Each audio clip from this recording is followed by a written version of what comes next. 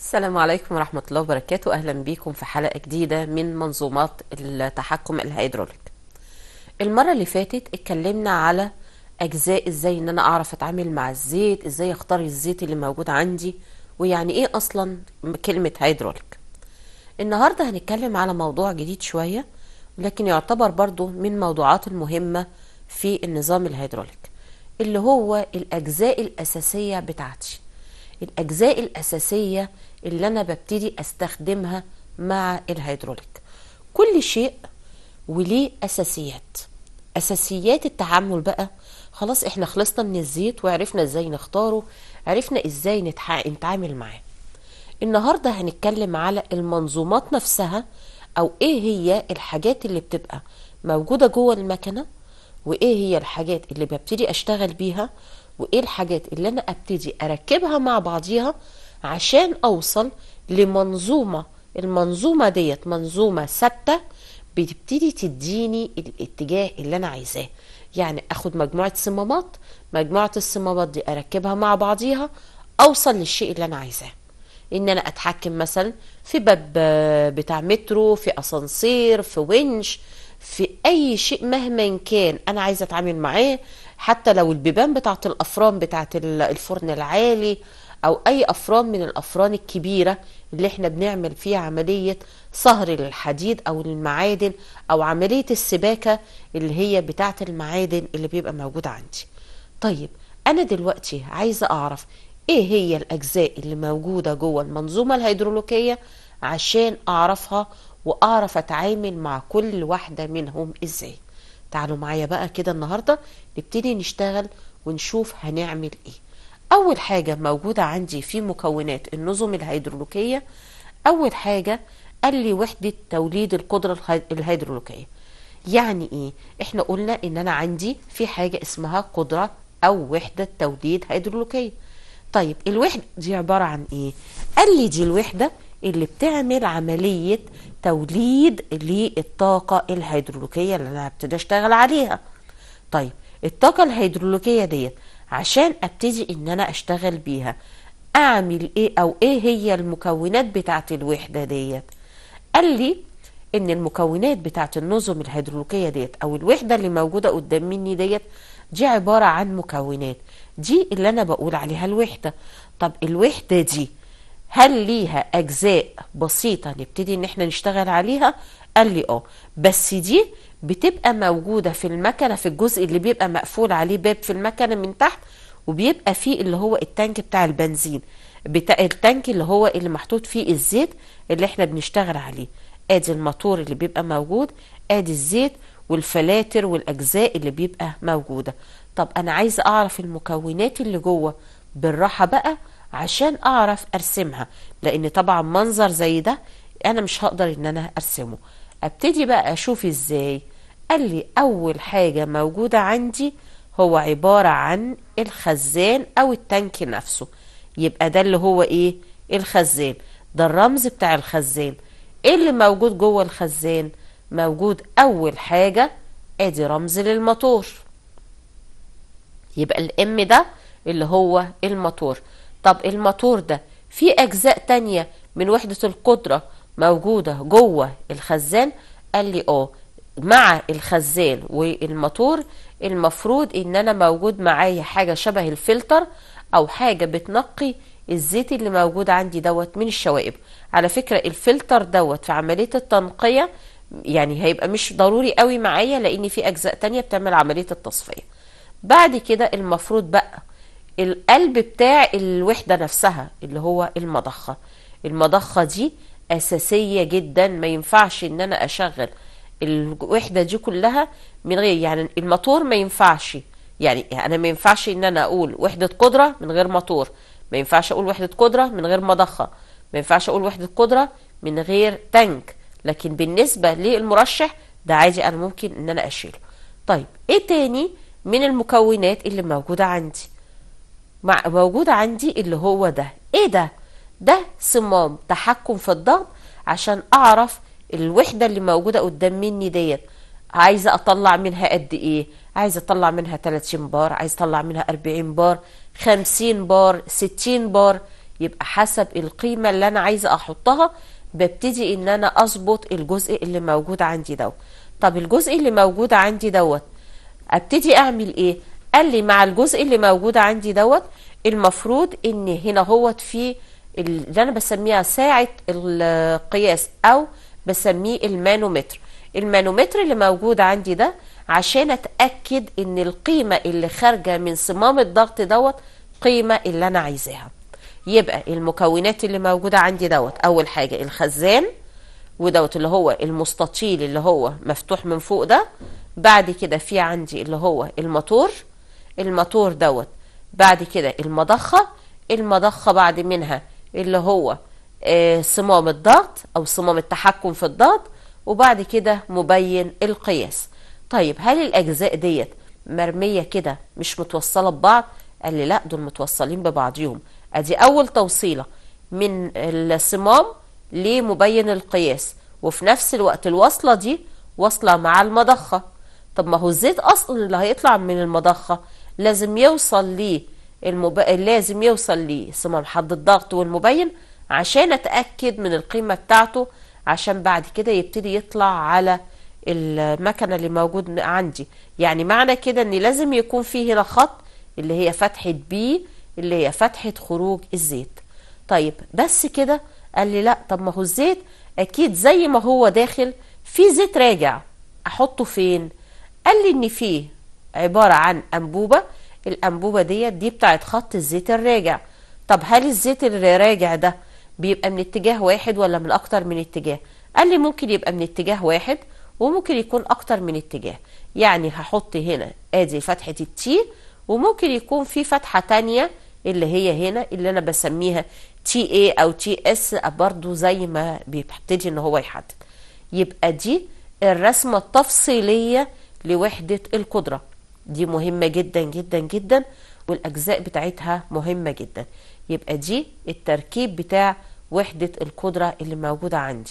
طيب هل وحدة القدرة اللي موجودة عندي ديت الاجزاء بتاعتها ممكن ان انا اتكلم معاها او اتكلم عليها واحدة واحدة؟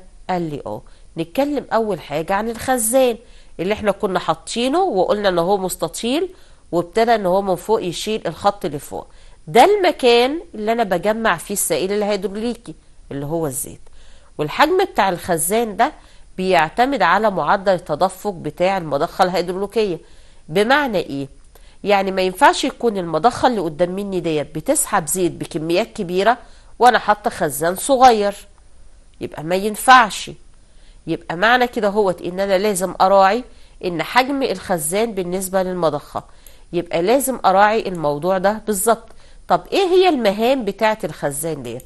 اول حاجة ان هو عبارة عن مخزن ايه؟ مخزن احتياطي للزيت.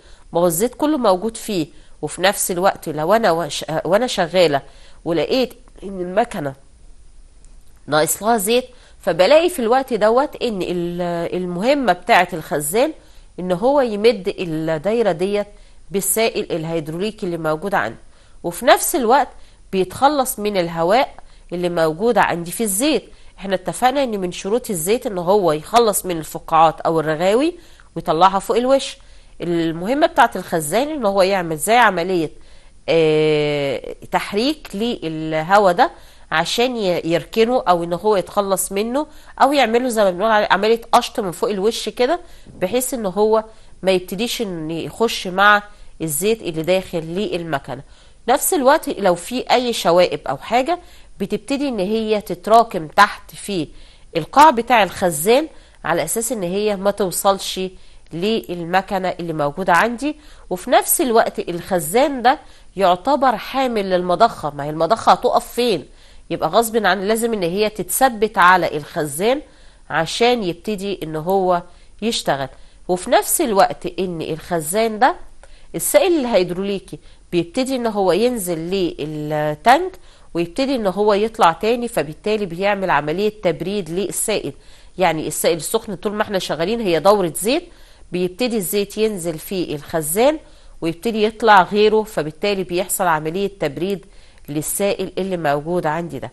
طب التركيب الداخلي للخزان اللي موجود عندي هو نفس اللي اتكلمنا عليه. هو عبارة عن ايه؟ هو عبارة عن الفلتر اللي موجود عندي دوت، مبين القياس، المرشح، الأجزاء الداخلية، دي كلها اللي احنا اتكلمنا عليها بالتفصيل عشان نعرف. ده اللي هو الرمز بتاع الخزان، واحنا طبعا شفناه لما كنا بنتكلم على وحدة القدرة كاملة. طيب المحرك، ايه المحرك ده؟ المحرك ده اللي هو الموتور، والموتور ده هو عبارة عن الجزء اللي بيمد الدايرة اللي قدام مني بالطاقة ايه؟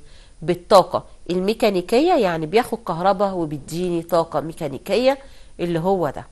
طب المحرك اللي موجود عندي دوت بعد ما بيخلص الطاقة ديت، هل لما اجي ارسمه جوه الوحدة هل هرسمه بالمنظر ده؟ قال لي لا، بيبقى له رمز، الرمز بتاعه اللي هو الام. يبقى ده الموتور او المحرك الكهربي. والمحرك الكهربي الفائدة منه او الهدف منه ان انا ادخله طاقة كهربية واخد منه طاقة ميكانيكية او طاقة. المرشح اللي هو الفلتر، الفلتر ده الوظيفة بتاعته ان هو يعمل عملية تنقية للزيت اللي موجود عندي دوت من القاذورات، من الشوائب، من الهواء، من اي شيء مهما كان متعلق او عالق في الزيت اللي موجود عندي. طب ده شكله عامل ازاي؟ الشكل بتاع الفلتر اهو. بيبتدي ان هو يعمل ايه؟ بيبتدي ان هو ياخد الزيت اللي بيبقى موجود، بيعمله عملية تنقية جوه الجزء بتاعه، يعني بياخد الزيت من هنا يبتدي يعمل له عملية تنقية ويبتدي ان هو يخرجه على بقية الاجزاء. ده الرمز بتاعه. يعني احنا قلنا دلوقتي ادي الجزء اللي موجود عندي ده، المفروض ان الجزء اللي موجود هيبتدي يعمل ايه؟ هياخد الزيت من التانك يخرجه عن طريق المضخة، المضخة تطلعه عن طريق الفلتر، الفلتر دوت اللي هو المرشح اللي هو بيبتدي يعمل عملية التنقية عن طريق ان هو يخرج الزيت من الفتحة اللي هي موجودة هنا، بيخش الزيت يعمل عملية التنقية او يبتدي ان هو ينظفه او زي ما احنا بنقول يفلتره عشان يبتدي ان هو يطلعه من الناحية التانية عبارة عن زيت نقي ابتدي ان انا استخدمه في المكنة من غير ما يبتدي ان هو يعمل لي اي عملية مضرة. نيجي بعد كده لساعة قياس الضغط او اللي احنا بنقول عليها مانومتر القياس. مانومتر القياس او المانومتر ده عبارة عن جهاز بيتركب فيه الاجزاء اللي موجودة عندي ده عشان يتأكد ان القيمة اللي انا عايزاها مظبوطة، او يقيس لي انا دلوقتي عندي القيمة قد ايه. ده الرمز بتاعه او الشكل بتاعه. وهو بيبقى عبارة عن ايه؟ هو بيبقى عبارة عن انبوبة مرنة. الانبوبة المرنة ديت بتبقى موجودة على شكل حرف سي، بتبقى متوصلة هنا بمجموعة من يعني هنا بيبقى فيها ألووز ومتوصلة هنا بمجموعة من الروافع. لما بيبتدي الزيت يخش هنا اللي هو اللي لونه أحمر ده، بيبتدي ان هو يملأ الشكل على شكل حرف سي، يحاول ان هو يتمدد. لما يتمدد يبتدي يحرك مجموعة الروافع دي في عندي اللي هي الرافعة اللي موجودة عندي ديت اللي واخدة على شكل ربع دايرة، تبتدي ان هي تتحرك مع او هي متعشقة مع ترس. الترس دوت يبتدي ان هو يلف يحرك القيمة او يحرك المؤشر اللي محطوط عندي ديت على المينا اللي بره للجهاز، فيبتدي يحدد لي القيمة بتاعة الضغط اللي موجود ده قد ايه. يبقى انا كده هوت عن طريق المانومتر ده هبتدي ان انا احدد القيمة اللي موجودة عندي. وده طبعا الرمز بتاعه هو نفس الرمز ده، بس طبعا ايه قلت اجيبه لك على شكل اكبر بحيث ان هو يبقى باين. يبقى ده المانومتر اللي انا ببتدي استخدمه في اثناء عملية القياس.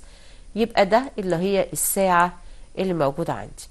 المضخات، المضخات احنا قلنا هي عبارة عن القلب للمكنة اللي موجودة عندي. طب المضخات دي بتعمل ايه؟ بتعمل دفع السائل للدائرة الهيدروليكية بس؟ لا، واستمرار سريانه واكسابه القوة اللازمة لذلك. يبقى معنى كده ان الاخت دي مهمة جدا جدا جدا. طيب احنا قلنا هي بتعمل ايه؟ بتعمل عملية دفع للزيت جوه الدائرة الهيدروليكية، وفي نفس الوقت بتخليه مستمر، يعني لو الزيت قل تبتدي ان هي تزود له الزيت، وفي نفس الوقت اكسابه القوة ان يبقى الزيت داخل بضغط جامد عشان يبتدي يشتغل. طب المضخات اللي موجودة عندي ديت ليها انواع؟ قال لي اه. طب ايه الانواع ديت؟ قال لي في عندي نوع بسميه المضخة ثابتة الازاحة. يعني ايه ثابتة الازاحة؟ يعني بتطلع لي قيمة ثابتة ما بتتغيرش.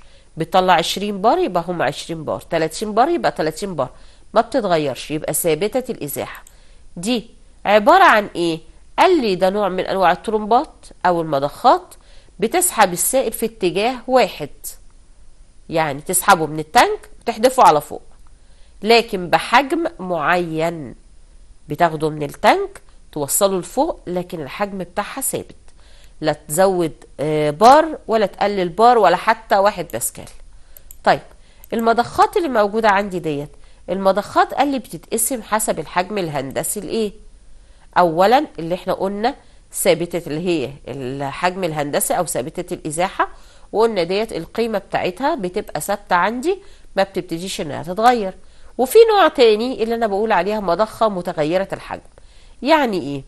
يعني ممكن ان انا اظبطها، اخليها مثلا المرة دي تطلع لي 10 بار، تطلع لي 20 بار، 30 بار. يبقى المضخة ديت الحجم الهندسي بتاعها متغير او الازاحة بتاعتها متغيرة. يبقى انا عندي دلوقتي نوعين، اللي هو النوع الثابت والنوع اللي هو متغير الحجم. المضخة ثابتة الحجم او ثابتة الازاحة في منها كذا نوع. في عندي مضخة ترسية. يعني ايه؟ قال لي يعني الترس هو اللي بيقوم بالضخ بتاعه. طب ما هو التروس فيها منها انواع. قال لي ما في مضخات ترسية خارجية وفي مضخات ترسية داخلية. طب المضخات الترسية الخارجية دي بتعمل ايه؟ شايفين ادي شكل دلوقتي الترسين اهم. الترسين دول بيجي يخش الزيت هنا من عند اللون الاخضر ده، يلف مع الاسنان ويخرج من الناحية التانية. برضو مش واضح، نوضحه بشكل تاني. ادي شكل اهو، الجزء ده ادي ترسين اهو، والمفروض ان في زيت هيخرج من هنا، يخش من هنا، يخرج من الناحية التانية. تعالوا بقى نشوف بيعمل ازاي. دلوقتي اهي ابتدى الترس يبتدي ان هو يلف. اول ما يلف الترس ده يبتدي، هناخد بقى بالنا واحدة واحدة كده اهو. هلاقي ان الزيت هيبتدي، بص ادي النقطة اللي هيخش منها الزيت اهو، ابتدى ان هو يمر. الاسنان هتبتدي انها تاخد الزيت معاها لحد ما تخرجه من الناحية التانية. يبقى دي عبارة عن مضخة ترسية. المضخة الترسية ديت بتتحرك لما يكون التروس ديت اسنانها خارجية، يعني الترس ده اسنانه خارجية. طيب هل في نوع تاني؟ قال لي اه في نوع تاني، اللي هو يعتبر ايه؟ مضخة ترسية بس الاسنان بتاعتها داخلية. عاملة ازاي؟ اهي بص الترسين جوه بعض، الترسين جوه بعض. طب دي بتشتغل ازاي؟ ادي الشكل بتاعها، برضو نشوف هتشتغل ازاي معايا. ادي الجزء اللي موجود عندي، بص ادي شكل الترسين جوه بعض ازاي. الزيت ابتدى ان هو يخش من هنا، بيبتدي ان هو يلف يخرج من الناحية ديت. يبقى دي مضخة ترسية داخلية مختلفة عن المضخة الترسية اللي هي الخارجية. طب ده بالنسبة للأجزاء اللي موجودة. طب ما أنا عندي بعض الرموز للمضخات لازم تتعرف، ودي مهمة جدا جدا جدا جدا. أول حاجة لازم أخد بالي من المثلث ده. المثلث ده لو هو موجود عندي القمة بتاعته أو الراس بتاعته لفوق، فهو رمز مضخة. رمز مضخة، عشان لو الترس مقلوب ليه معنى تاني. الترس ده المثلث ده، المثلث راسه لفوق، يبقى دي مضخة. بس المثلث ده متظلل من جوه. يعني ايه متظلل؟ يعني لونه اسود. يعني انا جبت المثلث دوت لونته اسود من جوه. طب ايه الهدف من ده؟ ان دي كده اسمها مضخة هيدرولوكية. طب ماشي، المضخة الهيدرولوكية دي تختلف ايه عن الباقيين؟ قال لي دي مضخة هيدرولوكية ذات اتجاه تدفق واحد. يعني بتاخد الزيت من التانك تحدفه على الجزء اللي هو بتاع التشغيل، بتشتغل في اتجاه واحد. طب ايه اللي تحت دي؟ هي نفس اللي فوق دي بس محطوط لها سهم. طب ايه المفروض ان السهم دوت ده لازمته ايه؟ قال لي السهم ده معنى كده ان هي متغيرة الحجم الهندسي. يعني ممكن ان انا اظبطها، اخليها مثلا تطلع 10 بار، تطلع 20 بار، تطلع اي جزء مهما كان موجود عندي. طيب يبقى معنى كده هو ان الرمز ده اللي هي المضخة العادية، ودي مضخة عادية برضو، لكن الحجم الهندسي بتاعها او الكمية بتاعت الزيت بتاعتها بتتغير. طب نيجي نشوف اللي تحتيها، ايه ده؟ ده عاملة زي الاولانية بس فيها حاجة مختلفة. في مثلث تحت، في مثلثين، واحد فوق واحد تحت. اللي فوق كانت مثلث واحد. طب دي معناها ايه؟ دي مضخة هيدروليكية ذات اتجاهين للتدفق. يعني ممكن ان هي تطلع الزيت، يعني تجيب الزيت في اتجاهين، يعني ممكن يبقى الاعلى او الاسفل. يبقى معنى كده هو انها ممكن ان هي تطلع الزيت. يبقى معنى كده هو ان الاتجاهين بس بتوعها اللي بتخرج فيهم الزيت مختلف، لكن في نفس الوقت الكمية بتاعة الزيت اللي خارجة منها هي كمية ثابتة. يبقى معنى كده ان هي ثابتة الازاحة، لكن بتتحرك في اتجاهين او بتديني الزيت في اتجاهين. طب الكنج بقى اللي تحت ده عبارة عن ايه؟ ده عبارة عن مضخة، دي بتتحرك في اتجاهين وفي نفس الوقت الحجم الهندسي بتاعها متغير. فطبعا احنا لو جينا واتكلمنا على الاسعار مثلا بتاعة المضخات دي، هلاقي ان دي اللي هي العادية اللي احنا بنستخدمها، فيعتبر بالنسبة للسعر بتاعها عادية. هتلاقي بعد كده كل مادة لما باخد مميزات اكتر، هلاقي ان الحاجات اللي انا ببتدي استخدمها بتبقى اسعارها اعلى. طيب في عندي حاجة بسميها اسطوانة هيدروليكية. ايه هي انواع الاسطوانات الهيدروليكية؟ في كذا نوع. اول نوع اللي هو الاسطوانة احادية الفعل. يعني ايه اسطوانة احادية الفعل؟ اسطوانة احادية الفعل يعني ليها ياي رجوع. يعني عاملة ازاي؟ عاملة زي السرنجة، الحقنة دي ليها مكان بيخش منه السائل، وفي نفس الوقت الياي ده موجود اهو في الغرفة اللي ورا. ببتدي ان انا اسحب السائل، يبتدي الياي دوت يعمل له عملية انضغاط. خلاص على كده اهوت بشيل ايدي من على الضاغط، هلاقي ان الياي ده يحاول يزق الذراع بتاع الاسطوانة يدخلها تاني لجوه. ادي الجزء اللي موجود عندي. ادي لما انا ببتدي ادخل الزيت من هنا، الزيت لما يبتدي يخش من هنا اللي هو الاحمر ده، يبتدي يزق الجزء دوت يخرجه لبره. هنا في ياي، الياي ده يعمل ايه؟ اول ما ببتدي ان انا ارفع ايدي خلاص مش عايزه ان الزيت يدخل، هلاقي ان الياي ده يحاول ان هو يتفرد ويدخل الذراع تاني. فبالتالي يبتدي ان هو يعمل ايه؟ يبتدي ان هو يخرج الزيت اللي موجود عندي دوت من الفتحه اللي موجوده. اسطوانه احاديه الفعل ليها فتحه واحده فقط، ليها فتحه لدخول الزيت، هي نفس الفتحه اللي بيخش منها الزيت هي نفس الفتحه اللي بيخرج منها الزيت. طب دي شكلها عامل ازاي؟ نشوف بقى كده مع بعضينا عامله ازاي. ادي الشكل بتاع الاسطوانه. ببتدي اعمل ايه؟ ادي شكل الزيت، شايفين بيبتدي يعمل ايه؟ خش يملأ الغرفة. خلاص على كده انا مش عايزة الزيت، واخدين بالنا الزيت بينزل تاني. يبقى الفتحة بتاعة الدخول هي فتحة خروج الزيت، يعني الفتحة بتاعة دخول الزيت هي نفسها الفتحة بتاعة خروج الزيت، لان الاسطوانة ديت ما فيهاش غير فتحة واحدة بس. خلاص. طيب انا دلوقتي عايزة اعرف ايه انواع الاسطوانات. قلنا ان في نوع تاني اللي هي احنا في بقى اللي هي التانية دي اللي هي بدون ياي. بدون ياي يعني مفيش حاجة هتبتدي انها تخلي ذراع الاسطوانة يخش لجوه. في الحالة ديت بستخدم حاجة، يعني السرنجة بتاعت الحقنة. ببتدي اعمل ايه؟ بسحب وبعد كده بضغط، يعني انا اللي بأثر بالحمل اللي موجود فيها. طيب بعد كده هو من انواع الاسطوانات اللي موجودة عندي ثنائية الفعل، وديت الملكة في شغلنا. طيب اسطوانة ثنائية الفعل ديت اغلبية الشغل بيتم بيها. طيب الاسطوانة ثنائية الفعل ديت بتبقى عبارة عن ايه؟ ليها فتحتين، واحدة لدخول السائل والتاني لخروج السائل.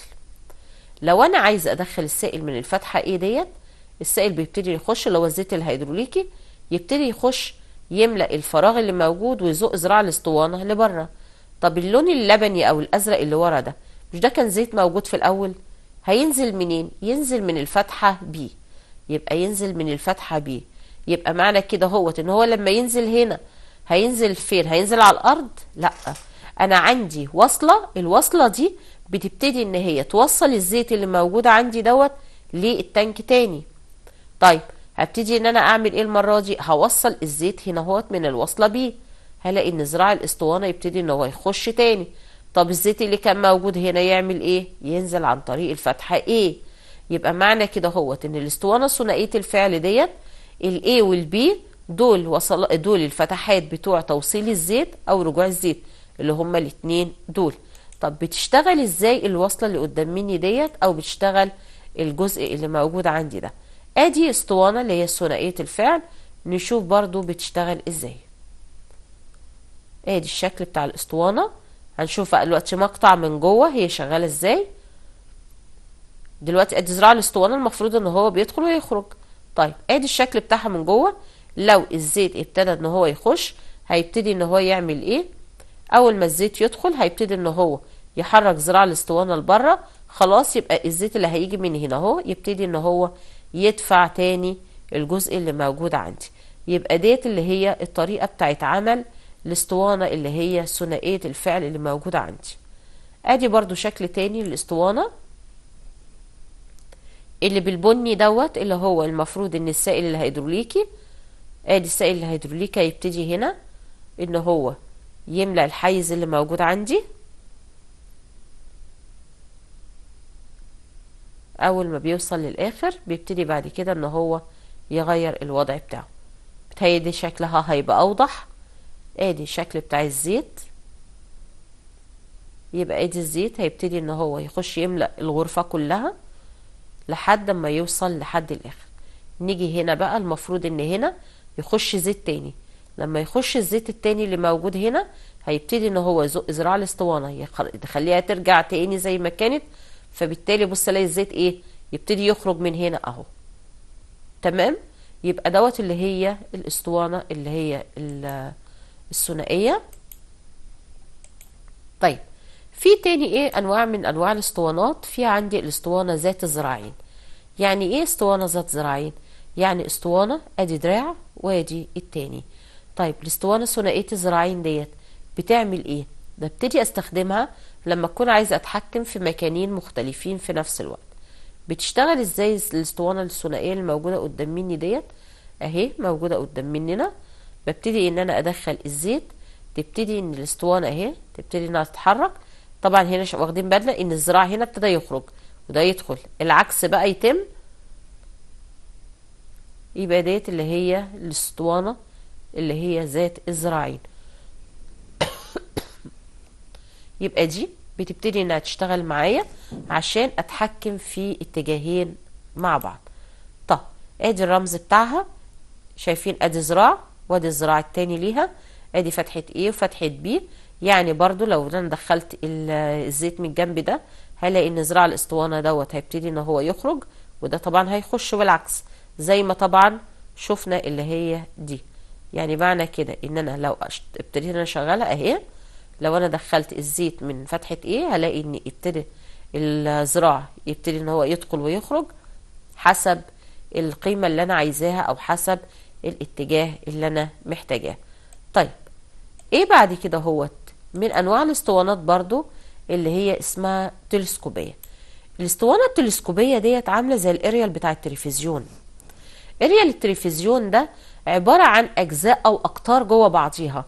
لما ببتدي ان انا افرد الاريال بتاع التلفزيون، بدل ما هو مثلا كان 15 او 20 سنتي، بلاقيه ان هو بيمتد معايا او يبتدي ان هو يوصل تقريبا لمتر ومتر ونص، وممكن يوصل لاكتر من كده. الاسطوانة دي واخدة نفس الميزة تقريبا او واخدة نفس الموضوع. طيب دي لما خدت بنفس الحكاية، ايه الهدف منها؟ الهدف منها ان انا اوصل لمسافة بعيدة وفي نفس الوقت ما استخدمش اسطوانة كبيرة. يبقى انا عندي الاسطوانة زي ما هي، لكن انا عايزة الذراع بتاع الاسطوانة هو اللي يبقى كبير.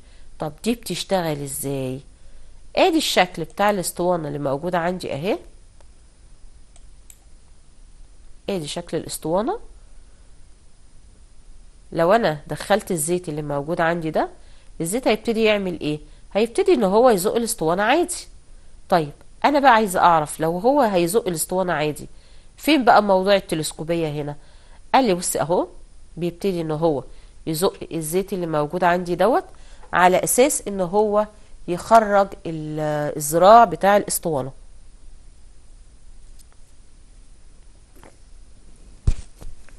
طيب الزيت كده خلاص وصل للاخر، يبتدي يعمل ايه بقى؟ هيبتدي ان هو يملى الفراغات بتاعه الاجزاء التانية، يبتدي يملى الفراغات التانية. يعني بص اهو ادي كده خرج جزء من الذراع، هيبتدي بقى يملى الفراغات اللي هي الصغيره دي عشان يخرج الجزء اللي بعد كده. يعني هيخرج اقطار ورا بعضيها عشان يوصل للابعاد اللي هو عايزها، او يبقى او يبتدي ان هو يشغل الاجزاء. يبقى معنى كده هوت ان هو بيبتدي يعمل ايه؟ بيبتدي ان هو يعمل عمليه توصيل للاقطار المختلفه. يبقى ادي الجزء الاولاني، ادي الجزء الاولاني، وادي الجزء الثاني للاسطوانه التلسكوبيه اللي موجوده عندي. طيب المحركات، نركز قوي قوي قوي هنا بقى. المحرك الهيدروليكي ايه استخدامه وايه شكله؟ هنا محرك بس مش موتور، محركات هيدروليكيه. دي تستخدم المحركات الهيدروليكيه للحصول على حركه دورانيه. يبقى القوة اللي أنا بديها له هنا هي عبارة عن إيه؟ قوة هيدروليكية. بتعمل إيه؟ خدنا بالنا من دي. إحنا كنا لسه متكلمين عن المضخة، وقلنا المضخة عبارة عن مثلث الراس بتاعته لفوق. واخدين بالنا المثلث هنا عامل إزاي؟ ده مثلث الراس بتاعته لإيه؟ لتحت. يبقى ده محرك هيدروليكي ذو اتجاه دوران واحد، نفس اللي كنا بنقوله على المضخات، بس ناخد بالنا كويس جدا من الرسمة. دي عبارة عن محرك هيدروليك. محرك الهيدروليك دوت الاتجاه بتاعه اتجاه دورانه واحد، ونفس الوقت القوة اللي بيخرجها واحدة، يعني مش متغيرة. طيب ايه تاني؟ في محرك هيدروليكي بيدور بس في اتجاهين، شكله عامل ازاي؟ اهو. برضو ناخد بالنا من حاجة تانية، المثلث. المثلث هنا القاعدة هي اللي على حرف الدايرة، عكس المضخة. المضخة كان سن المثلث هو اللي على حرف الدايرة. يبقى ده محرك هيدروليكي بيدور في اتجاهين. يبقى ده بيدور في ايه؟ في اتجاهين. طيب احنا شايفين لحد دلوقتي ان هو بيدور في اتجاهين، ما قلناش بقى اذا كان ثابت الازاحة او متغير الازاحة. العناصر الهيدروليكية اللي هي الصمامات، او اول نوع من العناصر دي اللي هي الصمامات الاتجاهية. الصمام الاتجاهي عشان ابتدي احدده او اقول هو شكله ايه، اول نقطة لازم اشوف عدد الغرف او الاوضاع. يعني ايه عدد الغرف او الاوضاع؟ لازم ابص للصمام اللي قدام مني ده في كام مربع او كام مستطيل. هو عبارة عن مستطيل واحد جوه منه مربعين. يعني انا لو جيت اكتب الصمام ده كام، هاخد شرطة كسر واكتب في المقام 2. ليه؟ لان دول غرفتين اهو.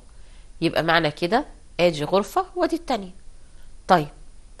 طب انا قلت المقام هعمل شرطة كسر واكتب في المقام 2. طب البسط فوق اكتب فيه ايه؟ هاخد اي غرفة من الغرفتين دول، الغرفة دي او الغرفة دي. طب بعد ما خدت الغرفة دي او الغرفة دي ايه اللي هيتم؟ قال لي اي غرفة منهم واشوف عدد الاسهم اللي موجودة فيها. لو سهم، السهم ب2. يعني ايه السهم ب2؟ يعني معنى كده ان ليه فتحة دخول وليه فتحة خروج، يبقى 2. طب هو في حاجة تانية؟ قال لي ممكن يبقى في طبة. يعني ايه طبة؟ حاجة شبه حرف التي كده صغيرة، هنبقى برضو نشوفها في اللي جاي. طب الغرفة دي فيها كام سهم؟ فيها سهمين. سهمين، احنا قلنا السهم الواحد بكام؟ ب2. يبقى 2 في 2 ب4. يبقى الصمام ده عبارة عن صمام 4/2. طيب ادي الطبة اللي احنا كنا لسه بنتكلم عليها. احنا قلنا صمام زي ده عشان اكتب الصمام ده كام، نقول الصمام دوت اول حاجة ليه كام غرفة، في كام مربع، في 2. يبقى اعمل شرطة كسر واكتب في المقام 2. طيب اخد بعد كده اي غرفة من دول، من الاتنين دول، يا دي يا اما دي. تعالى ناخد اللي مكتوب عليها الرموز. الفتحات اللي موجودة فتحة ايه وفتحة تي. ده سهم، السهم بكام ما قلنا؟ ب2. يعني دي فتحة دخول ودي فتحة خروج، يبقى 2. ودي فيها طبة، الطبة ب1، يبقى 2 و1 3. يبقى الصمام ده 3/2. يبقى الصمام ده كام؟ 3/2. طيب انا عندي في حاجة اسمها النظام الرقمي والنظام الحرفي.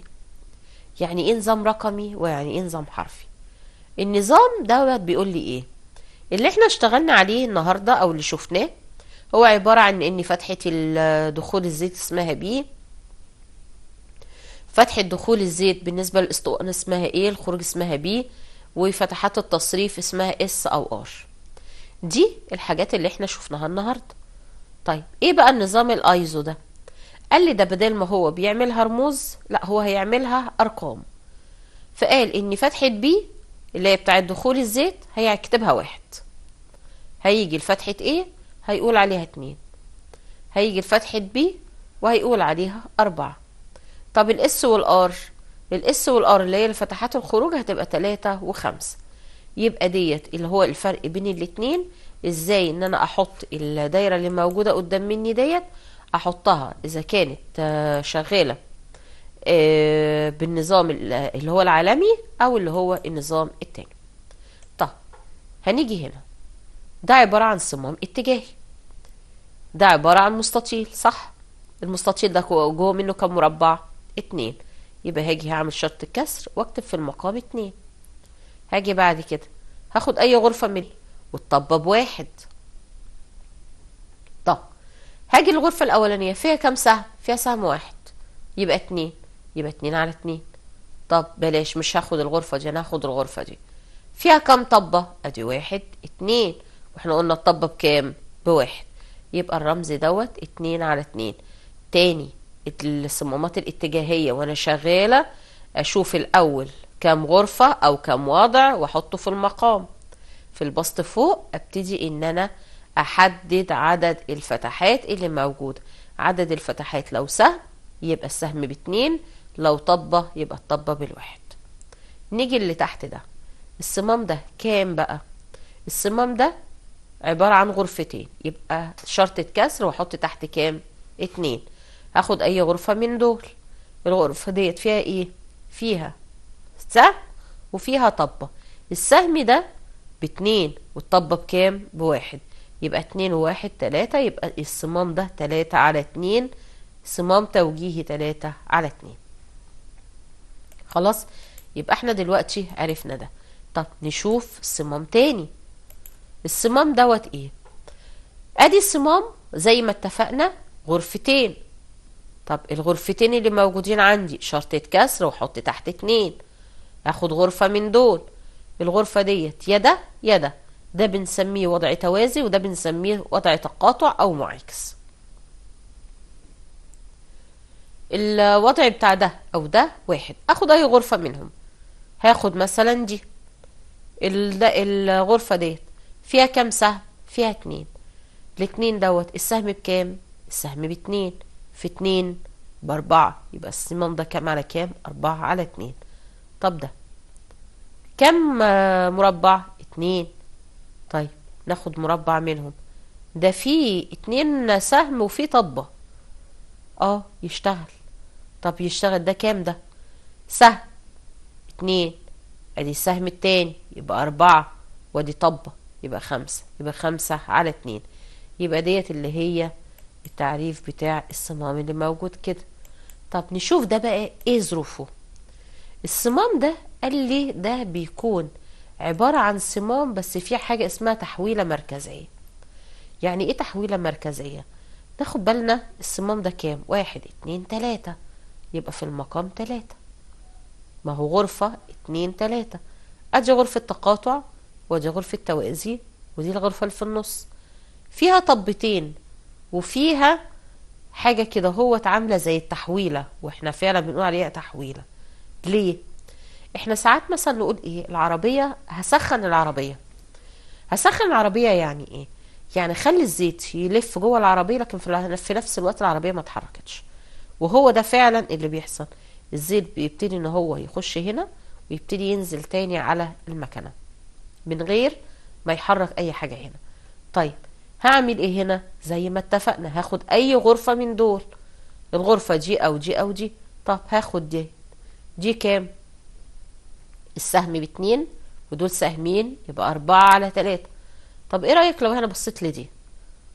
مش هو احنا قلنا المقام 3؟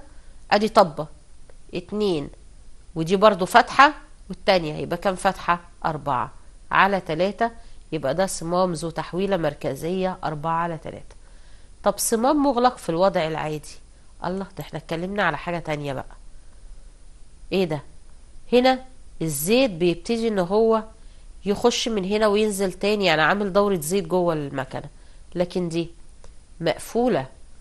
ده اللي هو وضع الايقاف، وضع المور، ده ما فيهوش كلام. ده اللي بيستخدموه في الاسانسيرات. بمعنى ايه؟ ادي الاتجاه اللي هو الطبيعي، الاسانسير طالع، ده وضع الايقاف لما يجي الاسانسير يقف، ودوت اللي هو الوضع الثالث بتاع النزول. يبقى انا عندي دلوقتي ادي وضع اللي هو الاولاني، ده الوضع الثاني، وده الوضع الثالث. يبقى انا دلوقتي الصمام اللي قدام مني عبارة عن صمام مغلق، الوضع دوت اللي هو 4/3. طيب العناصر اللي بتشغل بقى الصمامات. العناصر اللي بتشغل الصمامات، في عندي زرار زي ده بسميه زر انضغاطي. يعني ايه زر انضغاطي؟ يعني انا بضغط عليه بيبتدي ان هو يعني يعمل ايه، زي الزرار بتاع الكيسة او زي بتاع الالعاب. يعني ده عامل زي اللي هو اللي عامل زي نص دايرة، ده بتاع الالعاب اللي بيبتدي ان هو يدوس عليه البازل او الكلام ده كله، او بتاع المسابقات. دول بنسميها عبارة عن زراير يدوية انضغاطية. طيب في بعد كده هوت نوع تاني من انواع الاجزاء اللي موجودة عندي، اللي هي يائي، او اللي هو بيشتغل برفعة. برفعة بتبقى تقريبا شبه الفتيس، بس بتبقى صغيرة قوي. دي بتبقى رافعة ببتدي ان انا اشغل بيها الصمام. دي دواسة.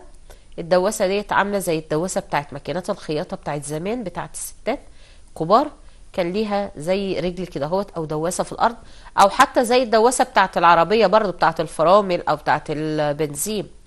يعني ديت اللي هي الدواسة. وفي طبعا اللي هي المفاتيح، وليها طبعا انواع، سواء كانت مفاتيح بتشتغل اللي هي الطاقة الكهربية او الطاقة الهوائية، على اساس ان انا احول الاجزاء اللي موجودة عندي. اجهزة التشغيل اللي هي الميكانيكية، بقول ان انا عندي ده عبارة عن زرار. الزرار ده صغنن قوي، عامل زي الزرار بتاع الدفاية. يعني مثلا دلوقتي الدفاية لو اتحركت شمال او يمين بلاقيها بتفصل. ليه؟ لان في زرار ده محطوط في الدفاية من تحت. في عندي تشغيل ميكانيكي ببكرة، ديت اللي احنا بنقول ان هي بتبقى عاملة زي الرجوع السريع. بيخرج زراع اسطوانة يخبط هنا، فبالتالي بعد ما بيخبط فيها بيرجع تاني. وده طبعا نفس الحكاية، ودوت ياي رجوع. ده اللي هو التشغيل الهيدروليكي الكهربي، سواء هشغله بزيت او هشغله عن طريق اللي هو المرشح الكهربي العادي. الدوائر ديت المرة الجاية ان شاء الله نبتدي ان احنا نتكلم عليها، ونبتدي ان احنا نشوف ايه، لان طبعا ده هيبقى موضوع كبير.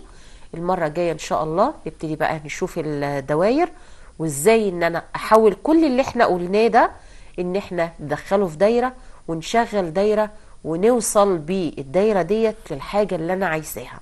يبقى المرة الجاية بإذن الله هتبقى معانا حلقة مهمة، هنبتدي نجمع الصمامات ديت عشان نوصل لدايرة معينة. كده يبقى شغلنا النهاردة خلص، ونتقابل على خير المرة الجاية، والسلام عليكم ورحمة الله وبركاته.